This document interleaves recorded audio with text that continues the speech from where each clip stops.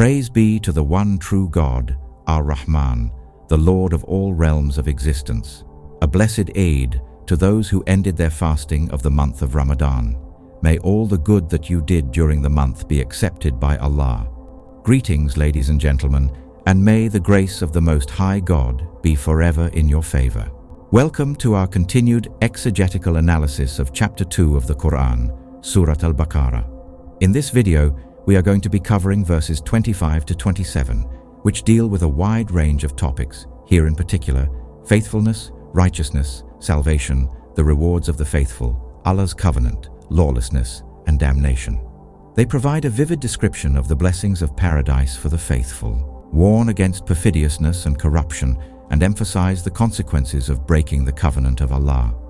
They serve as a reminder of the ultimate reward awaiting the righteous in the hereafter and the importance of faithfulness, righteous deeds, and adherence to the teachings of the Quran. Furthermore, they highlight the importance of recognizing and reflecting on the parables of the Quran with an open heart and mind, as they serve as valuable sources of guidance and wisdom, emphasizing the role of personal choice and attitude in determining one's response to Allah's signs, ultimately leading to either guidance or misguidance.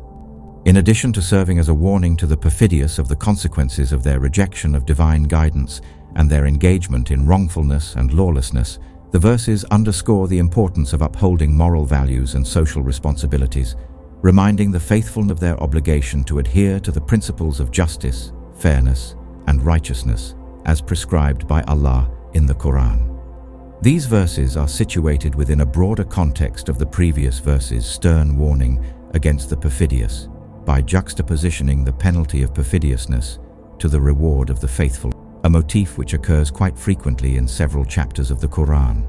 In the previous verse, i.e. verse 24, the prepared recompense of the perfidious is said to be a fire whose fuel will be people and rocks. As previously discussed, the imagery here is said to emphasize the severity and intensity of the punishment awaiting the perfidious. Its description as a fire whose fuel is people and rocks signifies the comprehensive nature of the punishment, encompassing both human beings and inanimate objects. The verse emphasizes that the fire is specifically prepared for the perfidious, which underscores the justice of Allah and His accountability for those who consciously reject His guidance and persist in perfidious conduct. This punishment is not to be understood as arbitrary, but rather as reserved for those who reject acting faithfully with regards to the commands of Allah, despite being warned of the consequences. It is thence in this context that the Quran provides us with the counter-compensation for those whom the verse describes as having iman, i.e. faithfulness or conviction, and performing suitable actions, meaning the righteous, i.e. those also already described in verses 1 to 5, which deal with the muttaqeen, the prudent. With that explained out of the way, let us now move on to the exegetical analysis of the verses. Exegetical analysis of verses 25 to 27 of Surat al-Baqarah. In the name of the one true God, ar-Rahman, the merciful.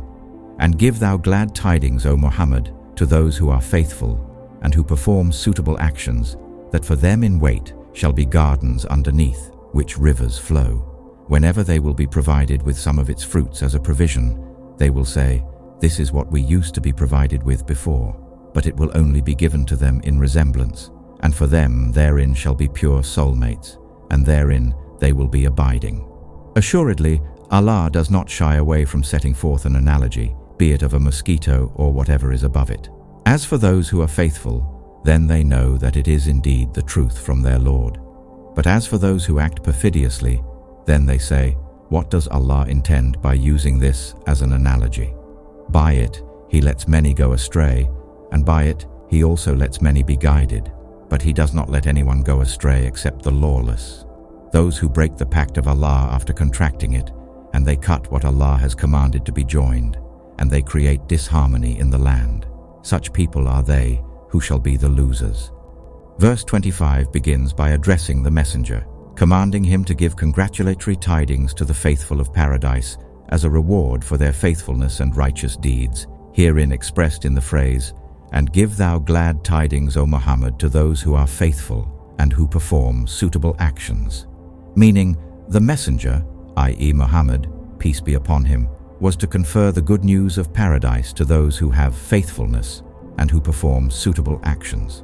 The articles in which the faithful are said to have iman, i.e. the inner conviction, have been expressed in other verses of the Quran, such as verse 177 and 285 of chapter 2, as well as verse 136 of chapter 4. In its description of virtuousness, verse 177 of chapter 2 expresses the sentiment that this attitude is not the mere turning of one's attention to any particular direction as an expression of their virtuousness, but that virtuousness is found in people who possess inner conviction in Allah, the Last Day, the angels, the Scripture, and the prophets. Verse 285 reiterates somewhat this same sentiment by extolling the faithful for their inner conviction in Allah, His angels, His Scriptures, and His messengers, herein omitting the Last Day. Verse 136 of chapter 4 stresses the consequences of rejecting these outlined fundamental articles of faithfulness expressed in the phrase, "Whoever acts perfidiously with regards to Allah, His angels, His Scriptures, His messengers, and the Last Day, then he has indeed strayed into far-off misguidance." Thus, we can infer from these verses that the articles of faithfulness encompasses Allah, His angels, the messengers, His Scriptures, and the Last Day, and that acting perfidiously with regards to these articles renders one into utter misguidance and fallacy. According to verse 25, i.e. the verse under current review and analysis, the messenger was hereby instructed to render joyous tidings to those individuals who had inner conviction, i.e. iman, which would encompass the said articles, and who, in extension to this, performed what the verse terms as salihat, typically rendered as righteous actions or deeds. This word is derived from the word sulh, from which we also get the words health, balance, rectification, consolation, development, resolution, betterment, harmony, goodwill, peace, order, righteousness, and so on. Thus, the term salihat, as expressed in the verse, would thereby refer to any action that brings about balance, peace, harmony, betterment, development, health, consolation, and remedy between two things that are otherwise at odds or in a state that is contra to these descriptions. Typically, however, when people hear this word, they exclusively think of actions that have to do with spirituality at mostly an individual level, such as prayer, pilgrimage, remembrance of Allah, praising Allah, and so on, thereby missing a key ingredient of the term. As explained, this term covers a wide range of actions, not only at an individual spiritual level, but also at a societal or communal level, meaning that even what we might consider to be mundane, such as our occupations, can be classified as salihat, depending on the work, of course. For example, a policeman whose duty is to uphold order within a given community, or a firefighter whose duty is to put out fires and save lives, or a cleaner who earns their wages earnestly, or a mother who works two demeaning but earnest jobs just to put food on the table so that her children can eat. All these would constitute as salihat. However, they are typically not considered as such when people think of this term. Or even a mother who stays at home to care for her children and maintains the home, ensuring that her husband finds rest and peace by her side, upholding the social cohesion and harmony of the home. All these constitute as salihat, but yet they are generally not considered, for within all these acts, there are levels of harmony, peace, balance, betterment, health, and consolation at play. In the example of a firefighter, when he puts out a fire, he is bettering a situation that might have otherwise gotten out of control or fallen out of balance, and in his doing so, saves the lives of many people who might have otherwise perished in the fire. This extends even to the higher positions, such as soldiers, doctors, nurses, engineers, health technicians, lawyers, judges, activists, and yes, even a secretary at a desk. As long as the work done is one which brings about betterment, health, development, consolation, peace, and harmony to others, then it qualifies as one of the salihat, rendered in the verse as suitable actions, rather than the more typical righteous actions. According to the verse, the messenger was to give glad tidings to the faithful of gardens underneath which rivers flow, a phrase that occurs quite frequently in the Quran. This imagery evokes a sense of beauty, tranquility, and abundance, emphasizing the luxurious nature of the reward awaiting the faithful in the hereafter. Gardens and flowing rivers symbolize the eternal blessings and delights of paradise. Similarly, this description evokes an image of bliss that is contra to the conditions of the environment in which the Quran was revealed, as that was a land barren of fruits, gardens, and water sources such as rivers. Thence, it goes to reason that the opposite would speak to the inner desires of the listeners of the Quranic milieu. The Quranic concept of Jannah, rendered as the garden, is a place of eternal bliss and tranquility, where the faithful will experience complete satisfaction and fulfillment. It is depicted as a garden filled with lush greenery, flowing rivers, and abundant fruits. The beauty and splendor of Jannah are beyond imagination, with delights that surpass anything found in the worldly life. Those who perform suitable actions, strive for moral excellence, and adhere to the teachings of the Quran are granted entry into Jannah as a sign of Allah's mercy and grace. It is furthermore described as an everlasting abode, where the faithful will reside for eternity in the presence of their Lord, as well as a place free from sorrow, pain, and suffering, where they will be reunited with their loved ones and enjoy the company of righteous companions and pure soulmates. In addition to the physical pleasures, the Garden of Paradise offers spiritual rewards such as closeness to Allah, inner peace, and spiritual fulfillment. Therein, the faithful will experience a deep sense of joy and contentment, knowing that they have attained the ultimate success in the hereafter. Jannah caters to the diverse preferences and desires of its inhabitants. The faithful are further said to enjoy luxurious dwellings, exquisite garments, delectables, and foods. Every aspect of Jannah is designed to bring joy and happiness to its residents, and it is portrayed as the ultimate destination for the faithful, which serves as a source of hope and motivation for them to strive for excellence in their faithfulness and deeds. In the verse, we are informed of the faithful in paradise being provided with fruits as sustenance, to the extent that whenever they are given some of these provisions, they will feel as though they had been provided with similar fruits before, expressed in the phrase, "Whenever they will be provided with some of its fruits as a provision, they will say, 'This is what we used to be provided with before.'" This indicates the continuity and abundance of blessings in paradise, where the faithful will experience perpetual satisfaction and contentment. However, according to the verse, these provisions will merely be given to them in resemblance, meaning that the fruits will only resemble what the people had been eating in the worldly life, but will be completely different. And as stated, this will merely mark as the continuity in the man's journey to his divine Lord, and as a way for him to recognize some of what he might behold in the garden.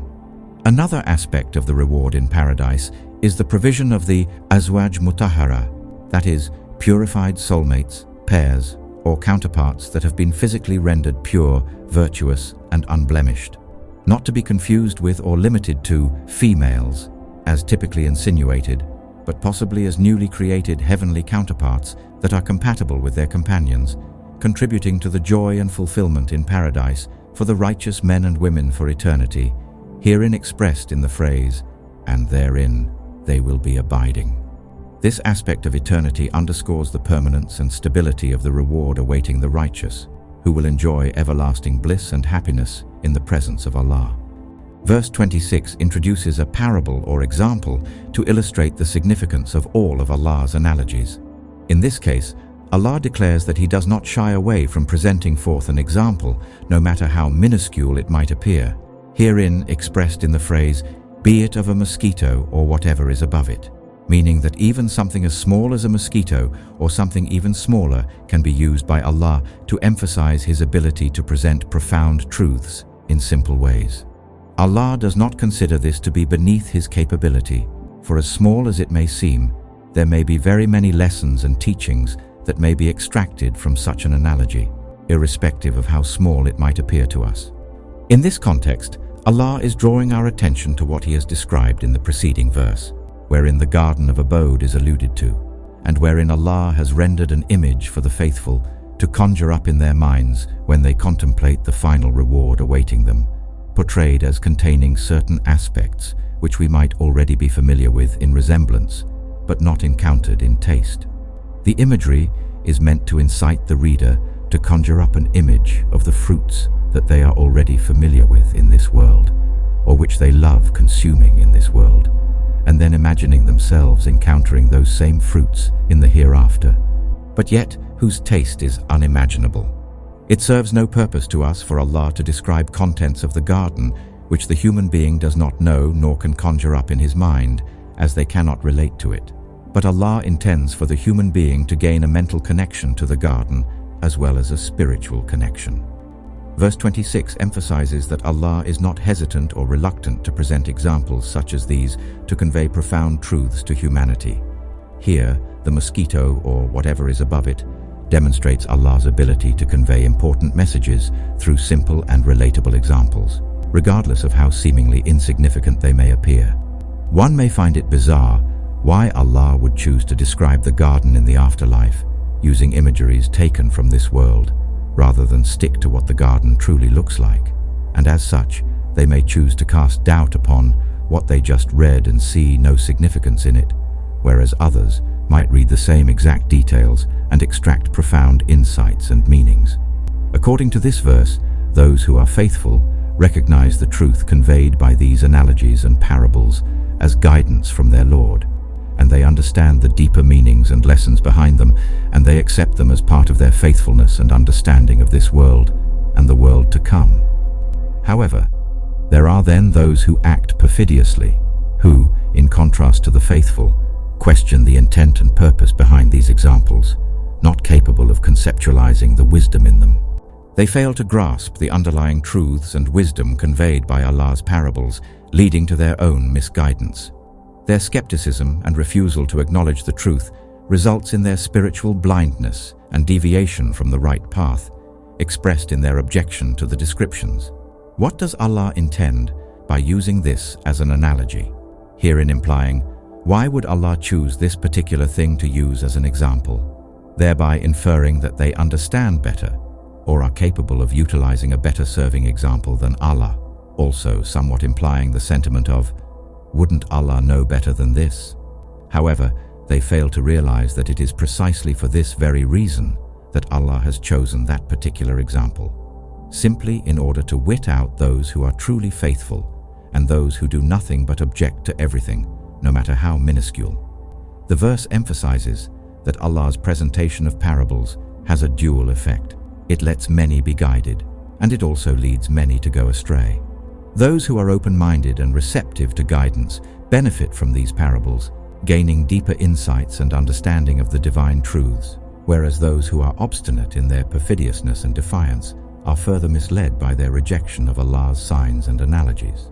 In the verse, Allah makes it emphatically clear that He does not let anyone go astray except the fasiqun, here rendered as the lawless, referring to those who possess the quality or condition of being without regard for the divine law of God, or whose behavior is contrary to or shows indifference to His divine law, implying someone who has neither moral standard nor regard for harmony and balance amongst Allah's creation.